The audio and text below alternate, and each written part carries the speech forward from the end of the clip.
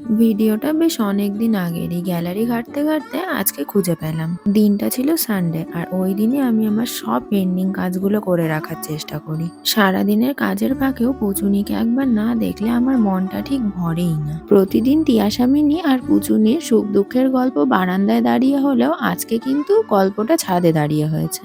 দিনটা ছিল রবিবার। আমি বেশ সকাল সকালে উঠেছিলাম কারণ সামনেই ছিল আমার ইন্টারনাল এক্সাম। তাই খাতা বই এডিটিং এর জিনিসপত্র সবকিছু নিয়ে একেবারে ছাদেই চলে এসেছিলাম। আর তারপর ছিল আমার ৩টে প্রমোশনের শুট। একেবারে সব কাজ করে যখন নিচে নামলাম তখন দেখি মা আমাদের জন্য ভাত, আলু পোস্ত, ফুলকপি ভাপা, মটর ডাল, বেগুনি, চাটনি এইসব রান্না করেছে। আমাদের কেন বললাম, কারণ সেই দিন তো আমার ম্যানেজার এসেছিল আমার প্রমোশনের শুটগুলো করে দিতে, আর তার সঙ্গে ম্যানেজারের অ্যাসিস্ট্যান্টও এসেছিল আমাদের বাড়িতে। সব কাজ সেরে দুপুরের খাওয়া দাওয়া করতে করতে তো আমাদের প্রায় সন্ধ্যা হয়ে গেছিল। তারপর আমরা বেরিয়ে পড়েছিলাম আগে যে পিকনিকের ব্লগটা দেখলে সেই পিকনিকেরই বাজার করতে। এত কিছু দেখে শুনে ফর্দ বানিয়ে বাজার করার পরেও আমরা কয়েকটা জিনিস কম আবার কয়েকটা জিনিস বেশি কিনে ফেলেছি। এক ব্যাগ জিনিসপত্র কিনে আমরা চলে গেছিলাম একটু পেট পুজো করতে। আড্ডা, হাসি, মজা এইসব করে তো আমি তাড়াতাড়ি বাড়ি ফিরে গেছিলাম, কারণ পড়াশোনার চাপটা মাথায় ছিল যে বাড়ি ফিরে পড়তে বসতে হবে। বাড়ি ফিরে তো অ্যাজ ইউজুয়াল নিজের কাজ করছিলাম। তারপর আনএক্সপেক্টেড ভাবে রাত্রি ১টার সময় ভিডিও কলে সবার একটা রিইউনিয়ন হয়েছিল।